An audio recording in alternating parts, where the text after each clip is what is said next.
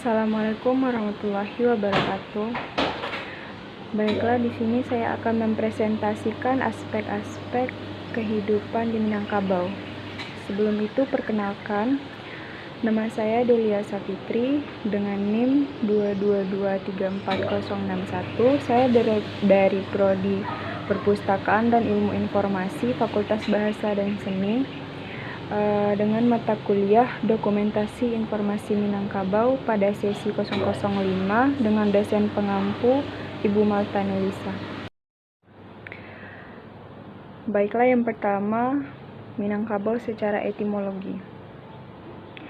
Nama Minangkabau berasal dari dua kata, yaitu Minang dan Kabau. Nama itu dikaitkan dengan suatu legenda yang dikenal di dalam Tambo. Dari Tambo tersebut, konon pada suatu masa ada satu kerajaan asing dari laut yang ingin melakukan penaklukan. Untuk mencegah pertempuran, masyarakat Minangkabau atau masyarakat setempat mengusulkan untuk mengadu kerbau. Kelompok orang asing itu pun menyetujui dan menyiapkan kerbau yang besar dan agresif. Sementara masyarakat setempat hanya menyediakan kerbau yang kecil, bahkan yang sedang menyusui. Dalam pertempuran, anak kerbau yang masih menyusui dengan induknya itu mengira kerbau orang asing itu adalah induknya. Lalu dia menanduk-nanduk hingga mencabik-cabik perut kerbau besar dari orang asing tersebut. Kemenangan itu menginspirasi masyarakat Minang atau menginspirasi masyarakat setempat memakai nama Minangkabau. Yang kedua, asal-usul. Dari Tambo yang diterima secara turun-temurun menceritakan bahwa nenek moyang mereka berasal dari keturunan Iskandar Zulkarnain. Walau Tambo tersebut tidak tersusun secara sistematis dan lebih kepada legenda berbanding fakta serta cenderung kepada sebuah karya sastra yang sudah menjadi milik masyarakat banyak.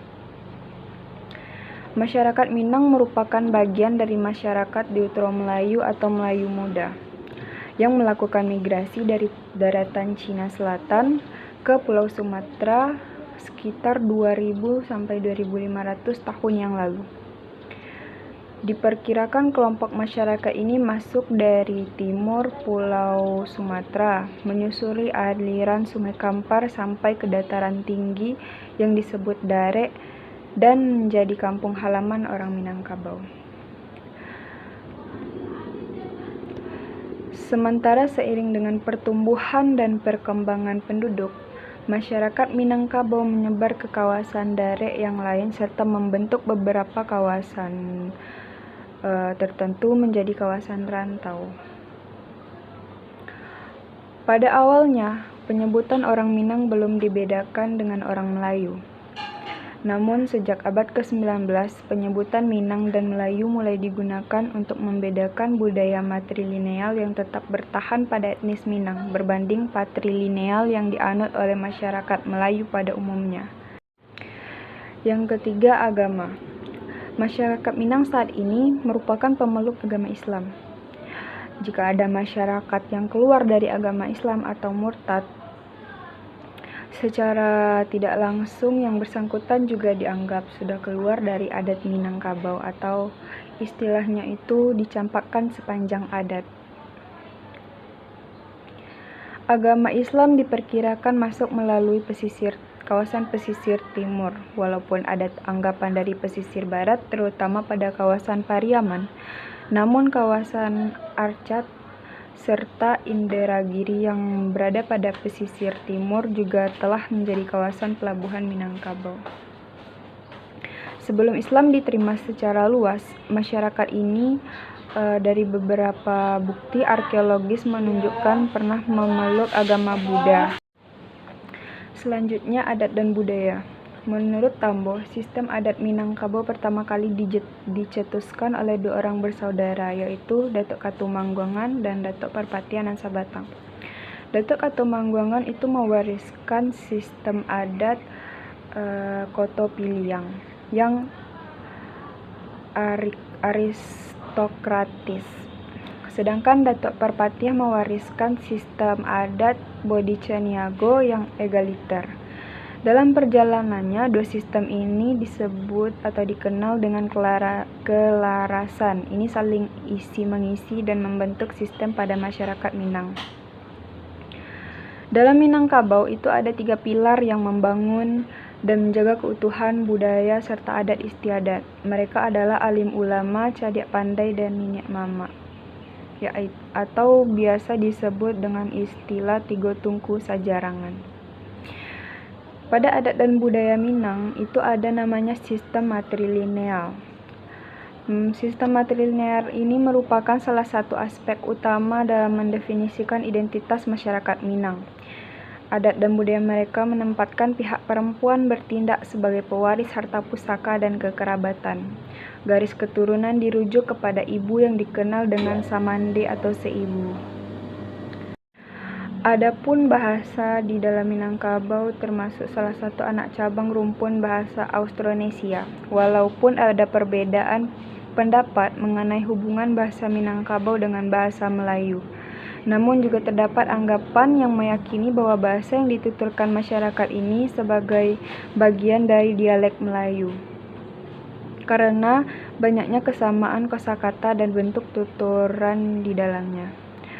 Pengaruh bahasa lain yang diserap ke dalam bahasa Minang umumnya dari Sanskerta, Arab, Tamil, dan Persia. Kemudian kosakata Sanskerta dan Tamil yang dijumpai pada beberapa prasasti di Minangkabau telah ditulis menggunakan bermacam aksara, diantaranya Dewanagari, Palawa, dan Kawi.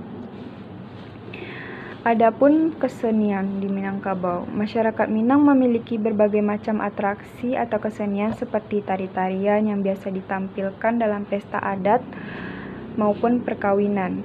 Di antara tarian tersebut misalnya tari Pasambahan. Tarian ini merupakan tarian yang dipertunjukkan untuk memberikan hormat atau ucapan selamat kepada tamu istimewa yang baru saja sampai.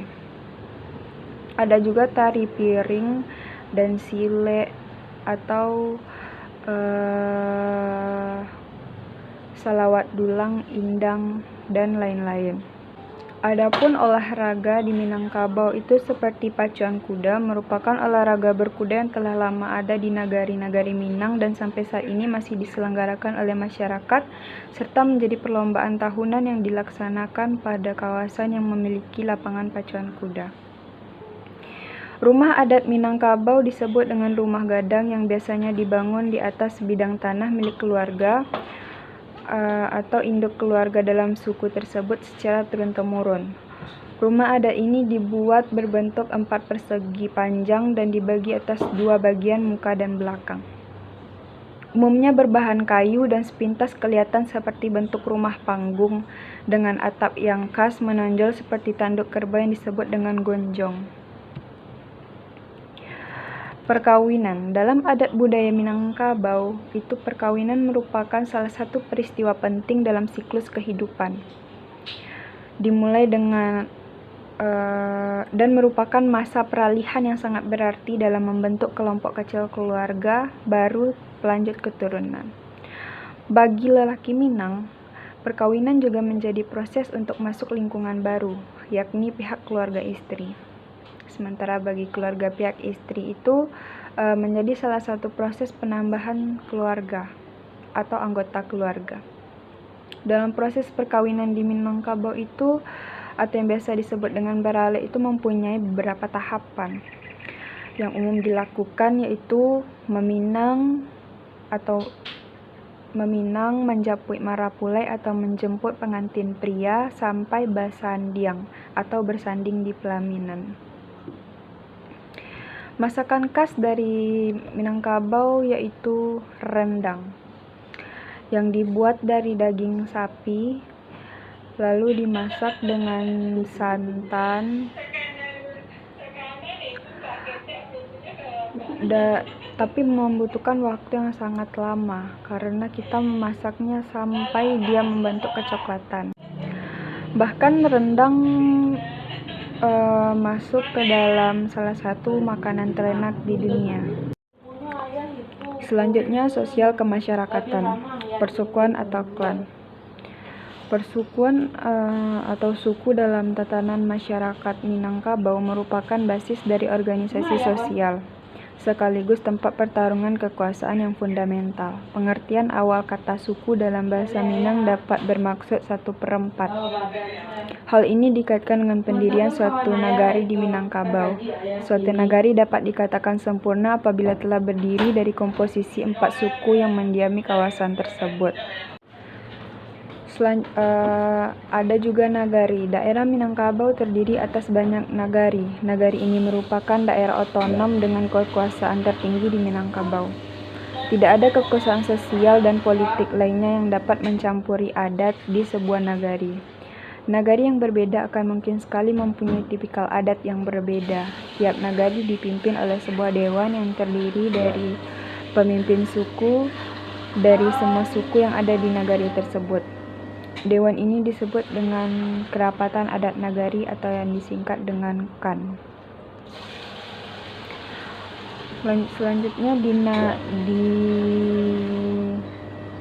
di masyarakat itu ada yang namanya penghulu.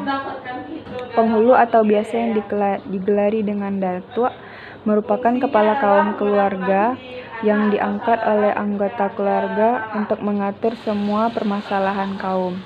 Penghulu biasanya adalah seorang laki-laki yang dipilih di antara anggota kaum laki-laki lainnya.